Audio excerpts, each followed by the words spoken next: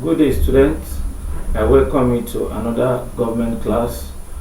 Today we'll be looking at military government in Nigeria as our topic. Military intervention in Nigerian government. That is our topic today. Military intervention in Nigerian government. Then the first thing we are going to look at under this topic is the historical background of Nigerian military government. Before we move to the historical background properly, it is important for me to define coup d'etat. Now, what is coup d'etat? Coup d'etat is a method used by the military to gain political power, or it is a method used by the military to come into power. Now, on the first of in 1966, January 15, Nigeria witnessed the first military coup. The first military coup happened on January 15, 1966. This bloody coup was led by Major Chukwuma Ezegu. The coup led to the emergence of Major General Aguiyi. So what it means is that after the first coup, Major General Aguiyi came into power. Then we have the second coup that happened 6 months after. 6 months after, precisely July 29, that same year, 1966, a counter coup occurred, which led to the death of Major General Aguiyi. This led to the emergence of Lieutenant Colonel Yakubu Gowon as the head of state. So, after the counter coup that sacked the government or that terminated the government of Aguiyi, we had Lieutenant Colonel Yakubu Gowon taking over as the head of state. But please, it is important for you to know again that in this counter coup, Major General Aguiyi lost his life. Then we have another counter coup. We have another coup again that occurred. Lieutenant Colonel Yakubu Gowon was removed by Brigadier Murtala Muhammad. Murtala was later killed in an abortive coup. Now, before we go further, I want to say this. Let's go back to Yakubu Gowon.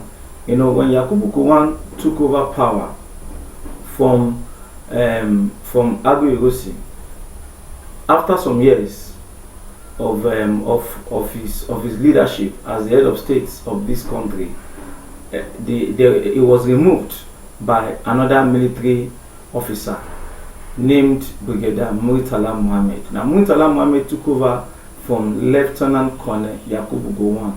But in this situation, in this case, Yakubu Gowon was not killed.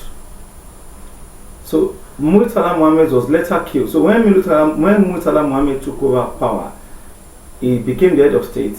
And after some years later, he was killed in an abortive coup led by Lieutenant Colonel Dimka on February 13, 1976. This abortive coup led to the emergence of General Olusegun Obasanjo in 1976 as the head of state. Olusegun Obasanjo took over power. It is important for me to say this so that we understand.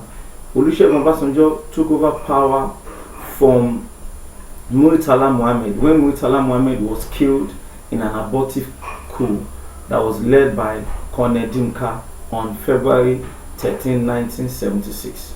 So now, Olusegun Obasanjo took over power in 1976, and after some years, he handed power over to a democratically elected civilian government. Now, going back to the notes, let's complete it. He handed General Olusegun Obasanjo in 1976 as head of state. That is when he emerged. He handed power over to an elected civilian government in 1979, headed by Shehu Shagari. So you now see that after about 4 years, General Olusegun Obasanjo he handed power to a democratically elected government in Nigeria, meaning that he brought Nigeria back to democracy. Now, what happened after then? Now we'll now go to the next slide, where we have Shagari again. After when Shagari took over power in 1979, he ruled for 4 years. Then after 4 years, he was sacked by Major General Muhammad Buhari through a military coup in 1983. So now with this, Nigeria was returned back to military government. With the emergence of Major General Murtala Muhammad, when he sacked Shehu Shagari, a democratically elected president. Then when he sacked him, he took over power. Then when he came into power again, then Nigeria was returned to another era of military rule. Major General Ibrahim Babangida removed Buhari on August 27, 1985 through a palace coup and made himself the president of Nigeria by dropping the title head of state. Now, when Buhari took over power, after some years, he was also removed. But this time around, he was removed through a palace coup. So the coup was not bloody. He didn't die. He was not killed in the coup. He was removed from the office as head of state and through a palace coup.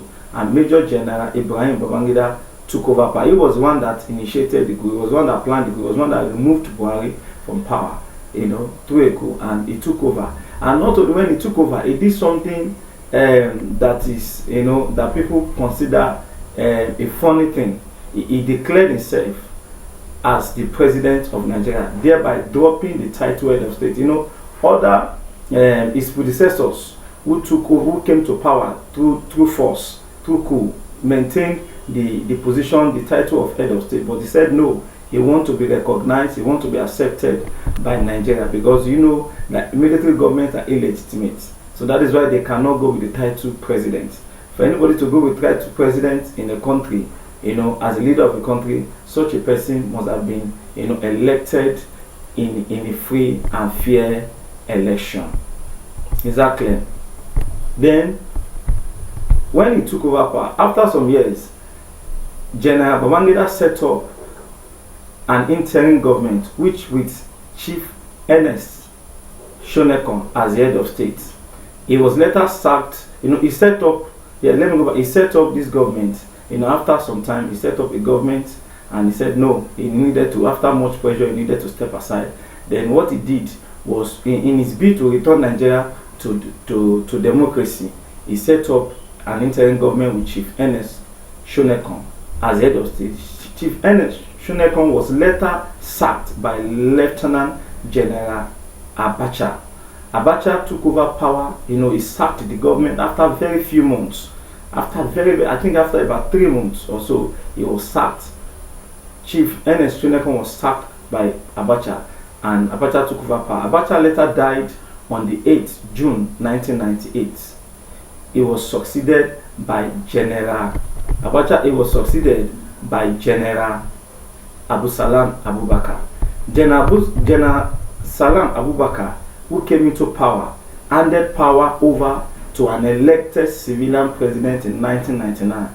This restored democracy to Nigeria today. So now, from all that we have explained so far, you now see that it was General Abu Salam Abubakar that handed power over. He now returned power back to a democratically elected president. An election was conducted that year in 1999, and the person that won the election was Chief Olusegun Obasanjo. So Obasanjo returned again as a democratically elected president of Nigeria.